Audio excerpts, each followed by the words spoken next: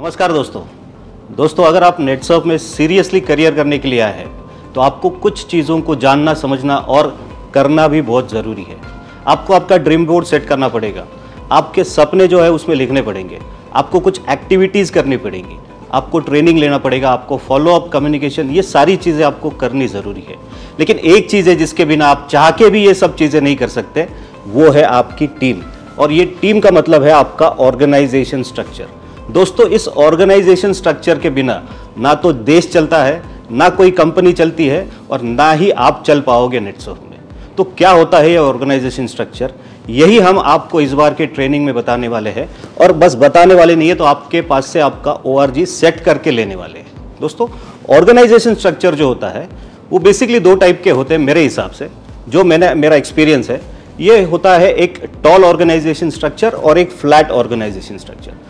बहुत सारे लोग नेटसर्फ में आते हैं काम करने के लिए और खुद ही काम करते रहते हैं, अपने अपने लेवल पे ही करते रहते हैं। हम जिसे वन मैन आर्मी बोलते हैं। तो ये लोग खुद काम करते हैं, लेकिन कुछ समय के बाद, कुछ और रैंक्स अचीव करने के बाद इनको ये समझ में आता है कि खुद काम करके नहीं होने वाला है, तो एक टीम का होना बहुत ज़रूरी है, और जिसे बोलते हैं एक टॉल ऑर्गेनाइजेशन स्ट्रक्चर। यानी हर एक लेवल पे आपके पास आपकी टीम के लोग होने ज़रूरी है, सबके कुछ रोल डिफाइन होने ज़रूरी है, सबकी कुछ रिस्पॉन्सिबिलिटीज़ आपको उनको डिफाइन करके देना ज़रूरी है।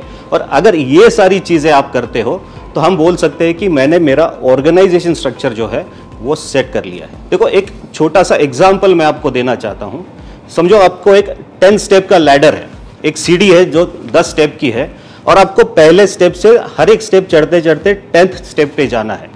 तो पहली स्टेप अगर हम लोग बोलते हैं जो है आपका ई-टेलर, दूसरी स्टेप हम लोग बोलते हैं आपका प्राइम ई-टेलर, तीसरी स्टेप हम लोग बोलते हैं आपका लाइटनिंग स्टार, चौथी स्टेप पे हम लोग बोलते हैं कि आपका आएगा आपका आएगा जो है रिटेलर, उसके बाद आपका आएगा PDS, राइट। तो ये जो 5 स्टेप है, ये 5 स्टेप होने के बाद या फिर ये 5 स्टेप तक आप खुद काम करते रहे तो भी चलता है, क्योंकि आप एक एक स्टेप क्रॉस करते जा सकते हो। लेकिन जब आप ये 5th स्टेप पे आते हो तो आपको एक चीज समझ में आती है कि यहां से आगे मुझे जो 5 स्टेप क्रॉस करने हैं वो मुझे बिना ऑर्गेनाइजेशन स्ट्रक्चर के नहीं होने वाला है। तो इसके लिए अगर हम लोग यही सारी चीज है, या अगर पहली स्टेप से स्टार्ट करते हैं तो 5वीं स्टेप पे जाने के बाद आपको रिटर्न वापस आने का जरूरत नहीं है। तो सिंपल क्या होना चाहिए ऑर्गेनाइजेशन स्ट्रक्चर में कि जब आप एक स्टेप क्रॉस करते हो तो आपको, जब आप एक स्टेप नीचे वाली खाली रखते हो ना, तो उस पर आपको आपके टीम के कुछ लोगों को ला के बिठाना पड़ेगा। आप तीसरी स्टेप पे जाते हो तो वही फर्स्ट स्टेप वाले लोग सेकंड स्टेप पे आएंगे, और उनको भी आपको ये सिखाना है कि आपके नीचे का फर्स्ट स्टेप आपको वैकेंट नहीं रखना है, तो आपके नीचे की भी कुछ लोग आपको उस स्टेप पे आने हो।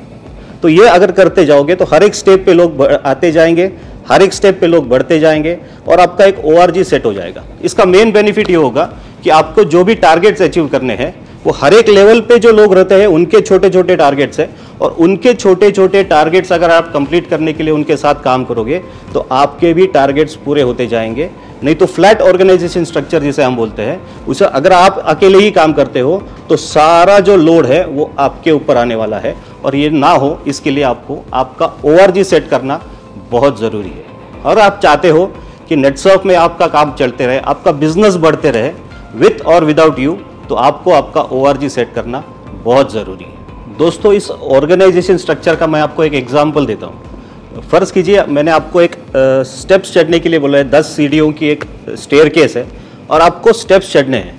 बस चीज़ एक ही करनी है कि जब आप एक स्टेप से सेकंड स्टेप पे जाओगे तो नीचे वाली स्टेप आपकी वैकेंट नहीं होनी चाहिए, बराबर ना। ये 10 स्टेप क्या रहेंगे, तो नेटसर्फ की भाषा में अगर हम लोग बोलते हैं तो ये रहेगा आपका ई-टेलर, ये रहेगा आपका प्राइम, तीसरी स्टेप रहेगी आपका लाइटनिंग स्टार, चौथी स्टेप रहेगी आपका राइजिंग स्टार, 5वीं स्टेप रहेगी आपका PDS, 6th स्टेप आपका जो रहेगा वो रहेगा आपका एग्जीक्यूटिव, फिर आपका टीम लीड, फिर टीम हेड, फिर आपका प्रेसिडेंट और आपका मेंटर। ये 10 स्टेयर्स है, जो स्टेप्स है जो आपको स्टेयरकेस से चढ़ने हैं। लेकिन जब आप पहली स्टेप से दूसरी स्टेप पे जाते हो, बहुत बार गलती ये होती है कि हम लोग अकेले ही चढ़ते जाते हैं, दूसरी स्टेप, तीसरी स्टेप, चौथी स्टेप, और जब आप 5वीं स्टेप पे जाते हो तब हमें याद आता है कि यार मैंने तो लोगों को नीचे से स्टेप्स पे लाया ही नहीं है। तो होता क्या है, उसके बाद हमें वापस ऊपर से नीचे आना पड़ता है, पहली स्टेप तक नीचे जाना पड़ता है और एक एक आदमी को उठा के फिर उसको पहली स्टेप पे बिठाना पड़ता है, फिर उसको रेडी करके जब सेकंड स्टेप पे लाओगे, फिर आपको वापस जो भी स्टेप्स आपने खुद होके चढ़े हैं आपको वापस नीचे आना पड़ेगा।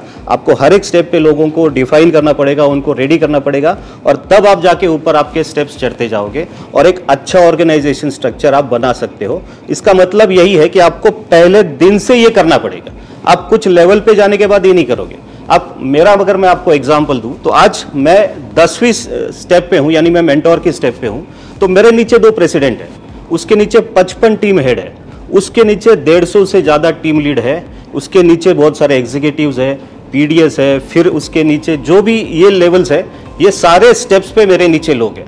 तो इसका फायदा ये होता है कि कोई भी टारगेट अचीव करना होता है, कोई भी टारगेट पूरा करना होता है, तो हर एक लेवल पे जो आदमी रहता है उसको अगर उसको टारगेट उसका मैं हेल्प करता हूं उसका टारगेट पूरा करने के लिए, तो मेरा टारगेट इजीली पूरा हो जाता है क्योंकि एक ऑर्गेनाइजेशन स्ट्रक्चर मैंने सेट करके रखा है। और आपको भी अगर सक्सेसफुल होना है, टॉप पे जाना है, तो आपको इसी तरीके से डे 1 से आपके नीचे के हर एक स्टेप पे, जब आप एक स्टेप ऊपर चढ़ोगे तो नीचे वाले स्टेप पे आपको किसी लोगों को लाके उधर सेट करना पड़ेगा, तभी आपका ऑर्गेनाइजेशन स्ट्रक्चर सेट होगा।